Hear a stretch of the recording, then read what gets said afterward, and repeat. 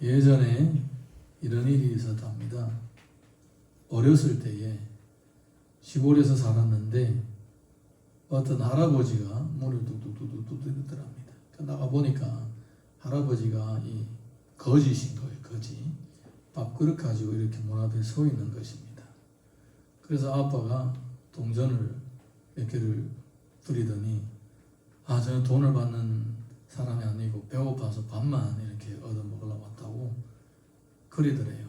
그래서 아빠가 집에 들어가서 해놓은 반찬, 맛있는 반찬하고 밥하고 잔뜩 그 그릇에다 담아줬더니 할아버지가 고맙다고 인사를 하고 깍듯이 인사하고 밥이랑 반찬이랑 당연히 그릇을 갖고 가시더라는 것입니다. 그러면서야 아버지는 저 걸어가는 할아버지 뒷모습을 보면서 이렇게 아들하고 얘기를 했답니다. 야, 저 할아버지가 아무리 가난하고 거지일지라도 참 줏대가 있네. 칭찬을 했대요. 그랬더니 아들이 듣고 있다. 아빠 나중에 나도 이 거지가 돼가지고 나도 저렇게 줏대가 있는 거지가 될 거야. 이랬대요. 그래서 그날에 아빠한테 실컷 얻어맞았대요. 평생에 한 번 얻어맞았는데 그것 때문에 얻어맞았대. 아빠 나도 저렇게 줏대 있는 거지가 될 거예요.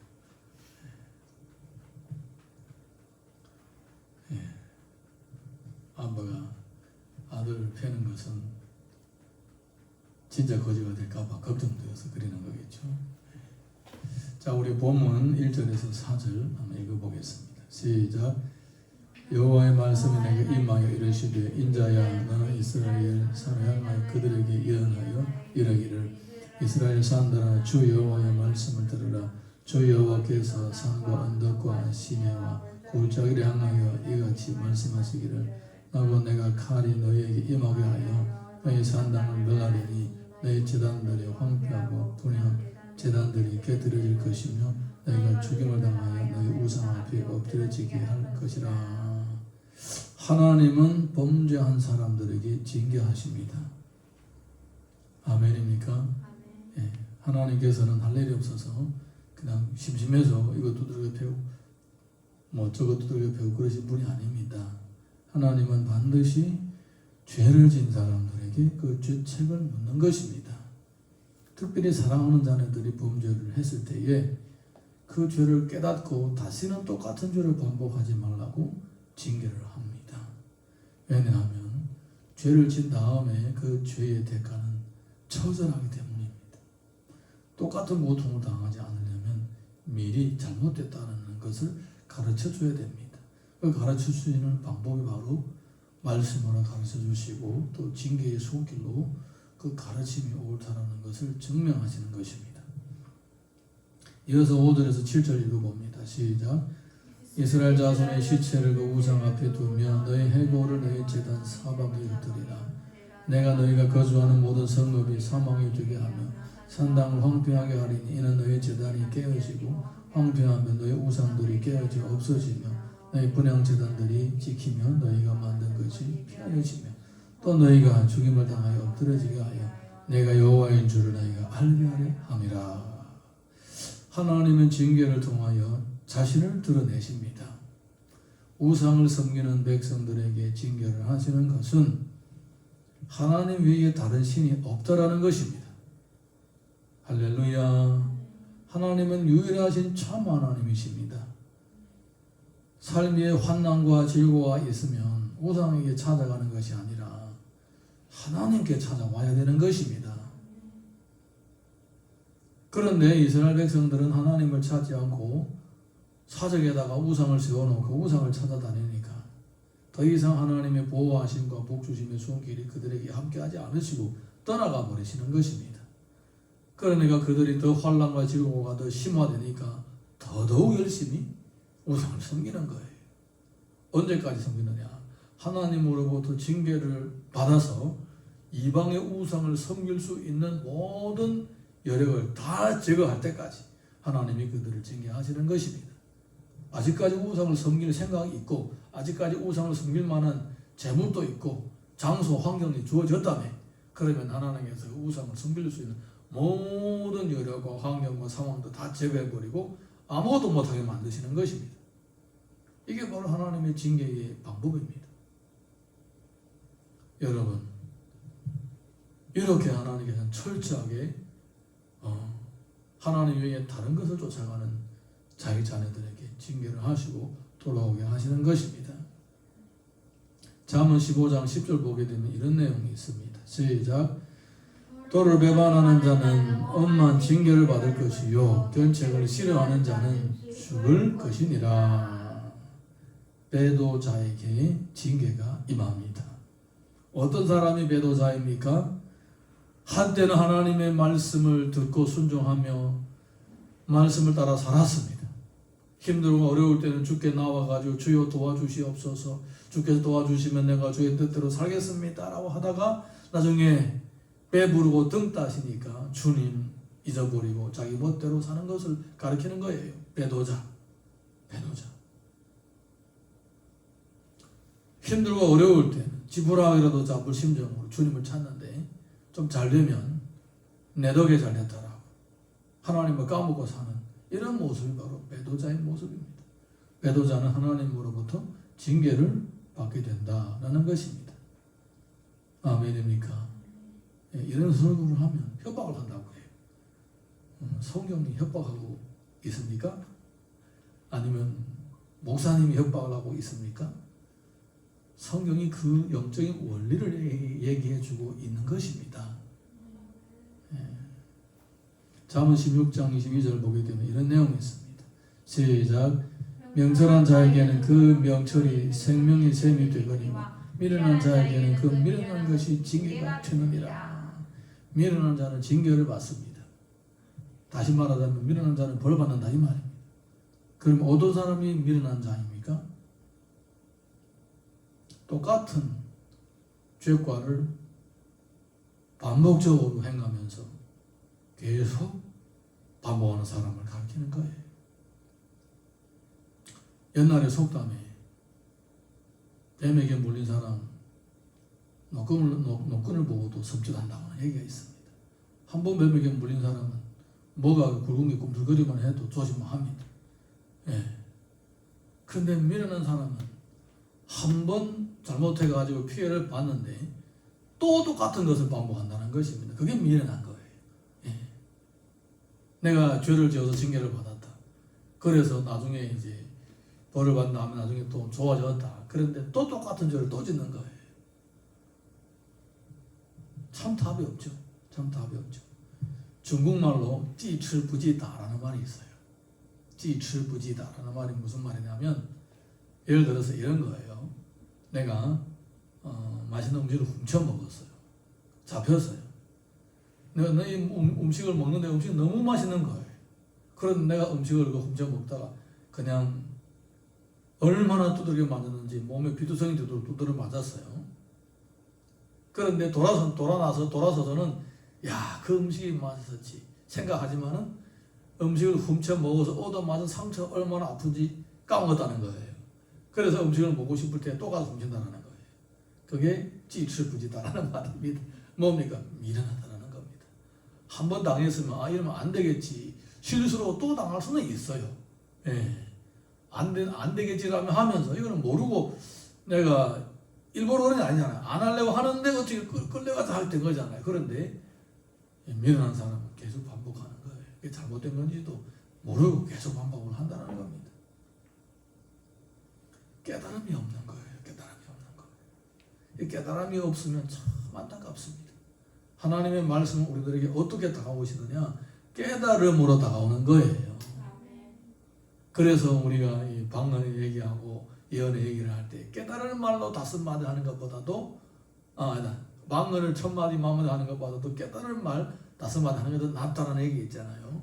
하나님의 말씀이 우리들에게 다가올 때 깨달음으로 다가오는 거예요. 어떤 사람은 그 하나님의 심정을 공감하게 되고 어떤 사람은 다 귀등으로 흘러버리는 거예요. 그러면 이제 똑같은 잘못을 지속적으로 반복하고 계속 반복하면서 계속 징계를 받으면서 점점 더 마음이 굳어지는 거예요. 주님 항상 저에게 말씀에 대한 깨달음과 또 시대에 이 속에서 역사하신 하나님의 손길을 발견할 수 있는 그런 깨어있는 영성을 허락하여 주시옵소서. 그렇게 기도하셔야 됩니다. 예. 그리고 언제 만약에 스쳐 지나가는 깨달음이 있다. 그러면 재빨리 주여 감사합니다. 아무나 깨달아지는 것이 아닌데 저 같은 이렇게 미련하고 어리석은 사람에게 이렇게 큰 깨달음을 주셔서 감사합니다. 하나님은 감사하는 자들에게 더 큰 은혜를 주시는 거예요. 눈덩어리도 조그만 거 자꾸 우리면 눈밭에 자꾸 우리면 점점 커지지 않습니까? 내가 이 좋은 은혜를 입었을 때에 이런 깨달음을 입었을 때 기도하면 하나님께서 더 큰 깨달음을 주시는 거예요. 더 많이 깨닫게 하시고 더 깊이 깨닫게 하시고 더 크게 깨닫게 하시는 것입니다. 이런 얘기가 있습니다. 친구하고 둘이 이제 저녁에 포장마차에 갔습니다. 그 맥주 한 잔 달라고, 맥주 한 병 달라고 했습니다. 그래 부모님 맥주 가지고 온 거예요. 그래서 맥주 가지고 온 거 보고 이 술 마시는 사람이 이랬습니다. 아이 친구, 내가 이 맥주병을 입으로 싹 불면 뚜껑이 싹 열릴 수가 있어. 그런 거예요. 진짜? 그럼 내가 입으로 탁 불면 저절로 확 열려. 뻥치는 거 아닙니까? 뻥치는 거 알면 빨리 가서 병 따개를 갖고 와. 그럴 때 뻥치는 거 알면 빨리 가서 병 따개를 갖고 와. 맥주만 갖다 줘. 병 따개를 안 갖다 줘. 그 말을 하면 깨달아야지. 말을 하면 깨달아야지. 그걸 못 깨닫고 불면 열린 줄 알고 그거 가지고 다른 문제 가지고 계속 얘기를 하는 것입니다. 여러분, 우리는 다른 사람 이 말씀을 하는 건 몰라도 괜찮아요. 하나님의 말씀만큼은 깨달음이 있어야 됩니다. 할렐루야. 이어서 8절에서 10절 읽습니다. 시작. 그러나 너희가 여러 나라에 흩어질 때에 내가 너희 중에서 칼을 피하여 이방인들 중에 살아남은 자가 있게 할지니라. 너희 중에서 살아남은 자가 사로잡혀 이방인들 중에 있어서 나를 기억하되 그들이 음란한 마음으로 너를 떠나고 음란한 눈으로 우상을 섬겨 나를 근심하게 한 것을 기억하고 스스로 한탄하리니 이는 그 모든 가정한 일로 악을 행하였습니다. 그때야 그들이 나를 여호와인 줄 알리라. 내가 이런 재앙을 그들에게 내리겠다 한 말이 헛되지 아니하니라. 삶의 고통은 죄를 뉘우치게 하는 하나님의 방법입니다. 사람은요, 삶이 어려워서 마음이 다 힘든 게 아닙니다. 진짜 힘든 것은 육체적인 피곤함과 육체적인 어떤 노동이 아닙니다. 옛날부터 우리의 조상들은 그런 속담이 있습니다. 사람은 일을 많이 해서 죽는 것이 아니다라고 합니다. 사람이 제일 힘든 것은 마음의 고통입니다. 그런데 왜 사람에게 이 마음의 고통이 찾아오고 육신의 고통과 더불어 마음의 고통도 찾아오느냐? 그것은 하나님께서 우리들에게 깨달음을 주시려고, 삶의 진리를 통하여 깨달음을 주시려고 하시는 것입니다. 왜 이 이스라엘 백성들이 이렇게 나라가 망하고 전쟁과 기근과 전염병 때문에 나라가 망하고 포로로 잡혀가고 우상조차도 섬길 수 없을 정도로 모든 것을 잃어버린 겁니다. 그때야 이방인들에게 포로로 잡혀가서 그때야 우리가 뭔가를 잘못했구나 깨달음이 오기 시작하는 것입니다. 그럴 것 같으면 언능 깨달을 것이지. 빈털터리가 된 다음에 깨달는 거예요. 빈털터리만 된 다음에 깨달는 거예요. 이게 우리가 만약에 성령께서 주시는 이 말씀을 붙잡지 않으면 마치 눈먼 사람이 어두캄캄한 방에서 문을 찾는 거하고 똑같은 거예요. 손을 뻗고 막 가다가 벽을 부딪혀야 손가락이 아파야 아야 벽이구나 이렇게 되는 거예요. 그런데 성령께서 우리와 함께 하시면 주의 말씀이 내 발에 등요 길의 빛이가 되는 것입니다. 어느 것이 길이고 어느 것이 길이 아닌 것 보이기 시작하는 거예요. 할렐루야. 평소에 하나님의 말씀을 사모하고 평소에 하나님의 말씀을 갈망하고 그리고 또 말씀이 떨어지면 그대로 살아야 되겠다라는 그런 마음과 다짐이 있으면 어찌 하나님께서 말씀을 주시지 않겠습니까? 잠언 22장 15절 시작. 아이의 마음에는 미련한 것이 얽혔으나 징계하는 채찍이 이를 멀리 쫓아내느니라. 하나님은 징계의 채찍을 통하여 죄를 쫓아냅니다. 이렇게 아프니까 그때야 아유 내가 지금 잘못했구나, 하나님 앞에 잘못했구나, 이렇게 생각을 하는 것입니다. 여러분, 우리가 누가복음을 보게 되면 그런 얘기가 있습니다. 탕자 비유가 나오죠. 탕자가 아빠와 같이 생활할 때는 늘 불평이 있었습니다. 그래서 아빠 보고 내게 돌아올 재산을 다 주세요, 내가 혼자 나가 살겠습니다. 그랬더니 아빠가 아들에게 돌아갈 재산을 다 나눠서 줬습니다. 그랬더니 아들이 그 재산을 가지고 가가지고 얼마 안 돼서 다 허랑방탕 다 허비해 버렸습니다. 그래서 나중에는 이제 먹고 살아야 되니까 남이 종질하죠. 남이 종질을 하는데 돼지를 키웠습니다. 돼지를 키우는데 돼지가 먹는 주요 열매조차도 주는 사람이 없어서 돼지보다 또 못한 신세가 된 거예요. 돼지보다도 못한 신세 된 거예요. 그러면서 뭘 생각했느냐? 야, 우리 집에는 이렇게 나처럼 이렇게 배를 철철 굶고 돼지 먹을 음식도 없는, 돼지 주요 열매도 못 먹는 이런 종이 없는데 내가 이렇게 굶어 죽게 되었구나 생각하는 것입니다. 그러니까 자기 아버지가 평소에 종들을 그렇게 잘 대해줬다는 겁니다. 지금 자기가 일하고 있는 이 집주인하고는 전혀 다른 차원이라는 겁니다. 이 나를 부려먹는 이 집주인은 돼지 주요 열매도 안 주는데 우리 아버지는 종들 다 매부르고 등 따지게 해주는 그렇게 좋으신 분이시구나. 그냥 내 아버지가 아니라 그냥 일시키는 주인도 우리 아버지만한 주인이 없구나, 이렇게 깨달음을 가지게 되는 거예요. 언제? 고통과 삶의 질고가 생기니까 이런 깨달음이 오는 것입니다. 여러분, 하나님은 징계의 채찍을 통하여 뭘 쫓아낸다고요? 죄를 쫓아내십니다. 죄를. 반역, 불만, 불평, 미움, 원망, 이런 죄를 삶의 고통을 통하여 하나하나 다 쫓아내시는 것입니다. 고린도전서 11장 32절 보겠습니다. 시작. 우리가 판단을 받는 것은 주께 징계를 받는 것이니 이는 우리는 세상과 함께 정죄함을 받지 않게 하려 하십니다. 만약에 우리가 하나님의 자녀인데도 불구하고 살아있는 동안에 징계를 받지 않게 되면 나중에 하나님 앞에 심판의 보좌 앞에 가서 최종 심판 때 그 죄 대가를 치러야 되는 거예요. 그러면 정말 위험한 거예요. 네, 그러면 벌금 벗은 구원을 받겠죠. 천국 가도 창피해서 어디 구석에 처박혀 있어야 되겠죠.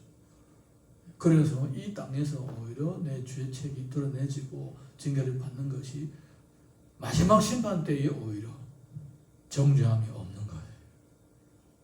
이 놀라운 하나님의 은혜가 얼마나 큽니까? 얼마나 하나님의 이 배려하심이 위대하십니까? 미리 우리로 하여금 징계를 받고 나중에 마지막 심판 때에는 통과할 수 있도록 정죄함이 없도록 그렇게 해주시는 것입니다. 자, 이어서 11절에서 14절 보겠습니다. 시작. 주 여호와께서 이같이 이르시되 너는 손뼉을 치고 발을 구르며 말할지어다. 오라 이스라엘 족속이 모든 가증한 악을 행하노라. 마침내 칼과 기근과 전염병에 망하되 먼데 있는 자는 전염병에 죽고 가까운데 있는 자는 칼에 엎드러지고 남아있어 애워싸인 자는 기근에 죽으리라. 이같이 내 진노를 그들에게 이른즉 그 죽임당한 시체들이 그 우상들 사이에 제단 사방의 각 높은 고개 위에 모든 산꼭대기에 모든 푸른 나무 아래에 무성한 상수나무 아래 곧 그 우상에게 분향하던 곳에 있으리니 내가 여호와인 줄 너희가 알리라. 내가 내 손을 그들이 위에 펴서 그가 사는 온 땅 곧 광야에서부터 디블라까지 황량하고 황폐하게 하리니 내가 여호와인 줄을 그들이 알리라. 하나님은 징계를 통하여 죄를 깨닫게 하시고 자신이 바로 주인이시며 참 하나님이시라는 것을 알려주시는 거예요. 예. 예레미야서 2장 19절 보게 되면 이런 내용이 있습니다. 시작.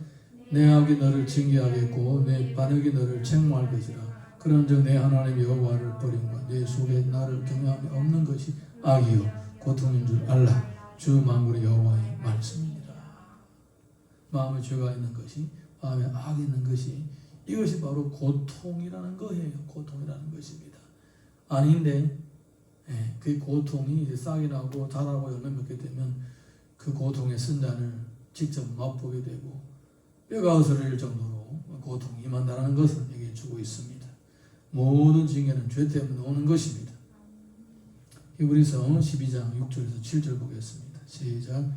주께서 그 사랑하시는 자를 징계하시고 그가 받아들이시는 아들마다 채찍질하심이라 하였으니 너희가 참음은 징계를 받기 위함이라. 하나님이 아들과 같이 너희를 대우하시나니 어찌 아버지가 징계하지 않은 아들이 있으리요. 징계는 하나님의 사랑의 표현입니다.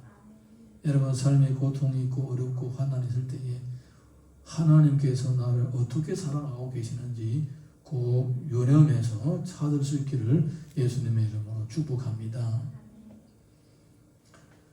엄마가 이제 아들을 데리고 상점에 갔는데 어린 아이들의 장난감 코너에 갔더니 아들이 이것저것 막 좋아가지고 이거 만지고 저거 만지고 난리 났어요.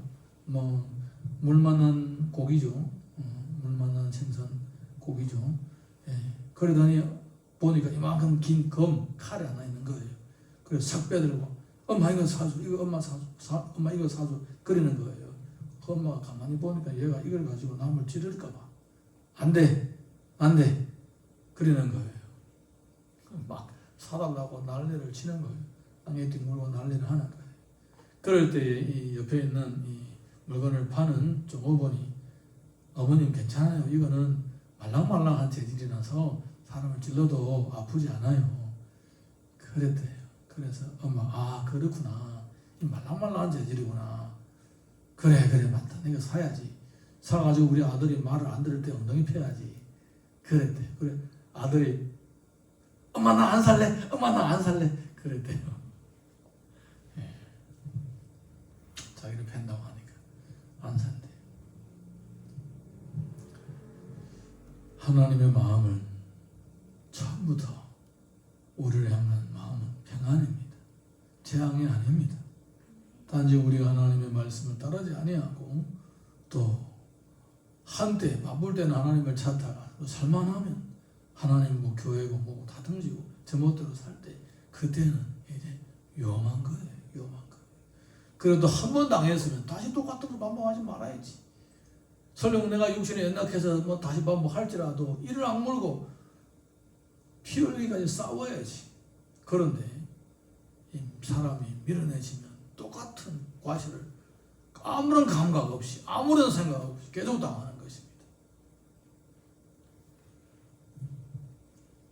제가 오래전에 중국에 있을 때에 시골에서 살 때 머리 깎으러 가는 곳이 한 곳이 있습니다. 그곳을 가서 매번마다 그곳에 가서 머리를 깎습니다. 근데 여기 이제 머리 깎는 이발하는 이발실이 있고 다락이 또 있습니다. 다락이 있습니다. 다락 위에는 뭐 이렇게 사람이 앉아서 얘기도 하고 쉴 수도 있는 공간이 아마 있나 봐요. 그 집주인 이발소 그 일하는 그 주인하고 그 집에 뭐 친한 사람들만 올라갔다 내려갔다 하더라고요. 그런데 이 이발하는 이분이 이 사장님이 저를 이발해 주면서 자기 옆에 있는 사람들하고 얘기를 하는데 내가 유념히 봤는데 사람들마다 다 다르다라는 거예요. 다락이 낮잖아요. 올라가면서 이 계단으로 올라갈 때에 꼭 매번마다 머리를 부딪히는 사람이 있다는 거예요. 매번마다 부딪히는 사람이 있다는 거예요. 그래서 너무 재밌다라는 거예요. 자기는 그게 너무 재밌다라는 거예요. 사람이 한번 딱 부딪히면 하고 다음에는 조심해야 되는데 뭐 한두 번은 뭐 모르고 할 수도 있고 서너 번 가도 뭐 모를 수도 있는데 근데 매번마다 부딪히는 사람이 있대요. 그날에 이제 그 집에 이제 놀러 다닌 지 얼마 안 된 어떤 친구가 있는데 그리고 이렇게 얘기를 하더라고요. 쟤는 참 똑똑한 것 같아. 한 번 부딪히고 그 다음부터는 안 부딪히더라는 거예요. 이렇게 얘기를 하더라고요. 여러분 우리가 한 번 잘못을 저질러서 하나님으로부터 징계를 받았으면 또다시 그것을 행한다면 그거는 정말 미련한 거예요. 그래서 우리들에게는 뭐가 필요합니까? 지혜가 필요합니다. 하나님의 말씀을 깨닫고 그 말씀 붙잡고 살고자 하는 그러한 강한 믿음과 또 뜨거운 열정이 필요한 거예요. 죄와 타락한 습관들은 몸에 배어있기 때문에 아무런 생각 없이도 할 수 있습니다. 그런데 우리가 어릴 때부터 하나님의 말씀을 따라서 사는 습관이 몸에 배지 않았기 때문에 의지적으로 정말 이가 부러질 정도로 이를 악물고 하지 않으면 잘 안 되는 거예요. 잘 안 되는 거예요. 예. 그래서 그렇게 잘 안 되는 것도 정말 온전히 성령님께 맡기고 죽기까지 싸우면 된다라는 거예요. 그래서 그렇게 해보자라는 것입니다. 아멘입니까? 이런 정말 죽을 각오를 가지고 하나님 말씀 한마디라도 실천할 때 이런 죽을 각오를 가지고 해야 되는 것입니다. 뭐 우리에게는 뭐 인생이 뭐 몇 번이나 죽을 고비가 있습니까? 그리고 우리가 뭐 순교를 할 수 있는 자격이라도 있습니까? 예, 그럴 필요도 아마 없을 거예요. 그런데 하나님께서 왜 우리를 보고 십자가를 지고 주를 따르라고 하겠습니까? 우리가 하나님의 말씀 한마디 한마디를 실천하는 데 있어서는 이와 같은 피나는 노력이 필요하다는 것을 의미하는 것입니다. 다 그렇습니다. 이 자리에 있는 저도 마찬가지고 성도님들도 마찬가지입니다. 저는 새벽기도 하나를 제대로 드리려고 십몇 년 자기와 싸웠습니다. 분명히 그것이 좋은 줄 알면서 정말 힘들었습니다. 어느 한순간에 내가 목회를 해야 되겠다라고 마음먹고 목사안수 받는 자리에서 우리 선배 목사님이 새벽기도 안 하면 목회하지 말라. 새벽기도도 안 하는 사람 무슨 목회를 하려고 하느냐. 그냥 한마디에 확 뒤집어졌습니다. 평생 새벽기도 해야 되겠다. 어떤 일이 있어도 깨어나지 못하는 것은 뭐 어쩔 수 없겠지만 어떤 일이 있어도 새벽기도 해야 되겠다. 그때 다짐을 했습니다. 벌써 목사안수 받은 지 얼마 됩니까? 지금 8년 됐습니까? 예. 정말 말 한마디, 하나님 말씀 한마디를 지키는데도 그것이 몸에 배도록 하기까지는 10몇 년, 20몇 년, 몇십 년 걸리는 거예요. 예. 그럼에도 불구하고 포기하지 않고 끝까지 하고자 할 때 하나님께서 은혜를 주시더라고요. 그리고 어려운 만큼 우리가 실천할 때 더 큰 은혜가 있는 것입니다. 할렐루야. 사무엘하 7장 14절에서 15절 봅니다. 시작. 나는 그의 아버지가 되고 그는 내게 아들이 되려니 그가 만일 죄를 범하면 내가 사람의 매와 인생의 채찍으로 징계하리고 내가 내 앞에서 물러나게 한 사울에게서 내 은총을 빼앗은 것처럼 그에게서 빼앗지는 아니하리라. 하나님은 사랑하는 자를 사람의 매와 인생의 채찍으로 징계하십니다. 징계를 하지 않은 것은 버림받은 것입니다. 죄를 졌는데 죄 뜻대로 살지 않는데 잘 된다. 그것은 하나님 더 이상 관계를 하지 않겠다는 겁니다. 놔둔 겁니다. 유기하거나 포기한 사람이 그렇게 되는 거예요. 좋은 일이 아닙니다. 신명기 8장 5절에서 6절 봅니다. 시작. 너는 사람이가 아들을 징계함 같이 내 하나님 여호와께서 너를 징계하시는 줄을 마음에 생각하고 내 하나님 여호와의 명령을 지켜 그의 길을 따라가며 그를 경외할지어다. 징계의 아픔을 깊이 생각하라는 것입니다. 왜 아픈지, 얼마나 심각한지, 어떻게 하면 다시 이런 아픔을 면할 수가 있을 것인지 깊이 생각을 하라는 것입니다. 아멘입니까? 예, 계시록 3장 19절 시작. 오른 내가 사랑하는 자를 책망하여 징계하노니 그러므로 내가 열심을 내라. 회개하라. 징계의 아픔 가운데서 회개하라는 것입니다. 나는 다시는 똑같은 잘못을 저지르지 않겠다. 이런 철저한 손가락을 잘라내려고 하는 그런 결단, 뭐 질자다라는 것이 아니고 주님이 그래라고 하시지 않습니까? 한쪽 눈이 죄를 지면 눈을 빼버리라고, 한쪽 발을 잘라버리라고. 그 정도로 각오를 가지고 죄와 싸우라는 것입니다. 그렇게 해야 회개의 열매가 맺어지는 것입니다. 시편 23편 4절 봅니다. 시작. 내가 사망의 음침한 골짜기로 다닐지라도 해를 두려워하는 그는 주께서 나와 함께 하시니라. 주의 지팡이와 막대기가 나를 안위하시나이다. 징계의 아픔 가운데서도 하나님의 유로하심이 있습니다. 막대기는 징계입니다. 지팡이는 유로하심입니다. 항상 하나님의 막대기와 지팡이는 같이 하는 것입니다. 왜? 징계의 목적은 사랑이기 때문에 그렇습니다. 여러분 혹시 삶의 질고가 있다면, 고통이 끊이지 않는다면 한번 내 인생이 뭐가 뭔지 돌아보시고 그리고 그 가운데서 하나님 말씀을 철저하게 붙잡고 살고자 하는 결단을 가지시고 주의 위로하심을 체험할 수 있기를 예수님의 이름으로 축복합니다. 자, 이 시간에 우리가 찬양 하나 부르고 같이 기도하겠습니다.